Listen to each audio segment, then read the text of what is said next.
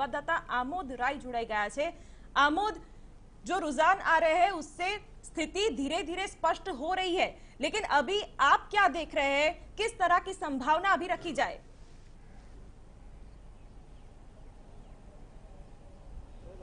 देखिए, अगर बंगाल की बात कर रही हैं आप, तो बंगाल में अभी ये शुरुआती रुझान इसको माना जाना चाहिए, क्योंकि अभी 2 घंटे तक तो पोस्टल बैलेट और फर्स्ट राउंड की काउंटिंग ही चल रही है।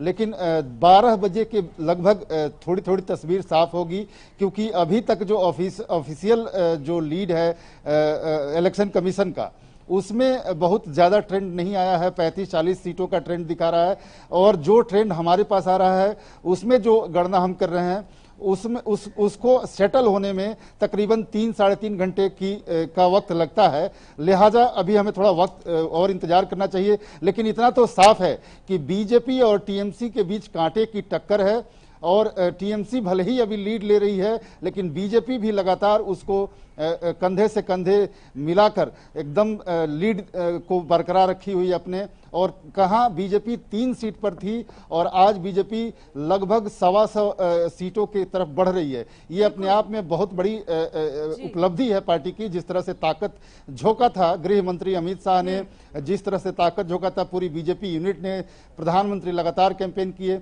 और इस बीच जो बीजेपी का वहां गेन है उसको निश्चित तौर पे बीजेपी एक उपलब्धि के तौर पे देख रही होगी। और बीजेपी के नेता अब भी इस बात को मान रहे हैं कि बीजेपी वहां सरकार बनाने की स्थिति तक अंत तक पहुंच जाएगी। बिल्कुल आमोद, नंदीग्राम सीट पर शुभेंदु अधिकारी आगे चल रहे हैं, ममता पीछे चल रही है। ये एक बहुत बड़ा सेटबैक हो सकता है ममता बनर्जी के लिए।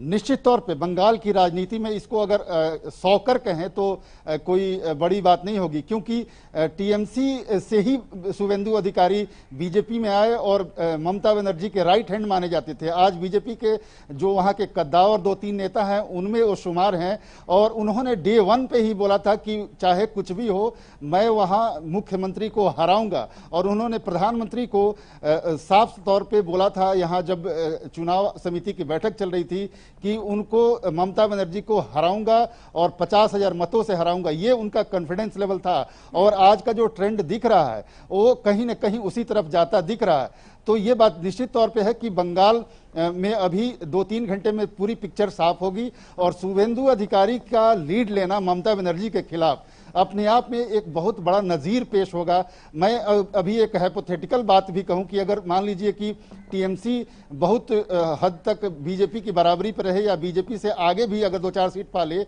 और ममता बनर्जी अपना सीट हार जाती हैं, तो ये एक बहुत बड़ा मैसेज होगा बंगाल के लिए और पूरे देश के लिए। बिल्कुल आमोद, आगे भी आपसे अपडेट लेते रहेंगे। પણ નંદીગ્રામ બેઠક પર જે રીતના અત્યારે શરૂઆતના ટ્રેન્ડ જોવા મળી રહ્યા છે, 8,000 મતોથી શુભેન્દુ અધિકારી આગળ છે, મમતા બેનર્જી પાછળ છે, ત્યારે મમતા બેનર્જીની લોકપ્રિયતા પર પણ સવાલ ચોક્કસથી ઊભા થાય। આ જ મુદ્દે ચર્ચા પણ યથાવત રહેશે, સતત અપડેટ પણ આપીશું। હાલ રોકાઈએ એક બ્રેક માટે।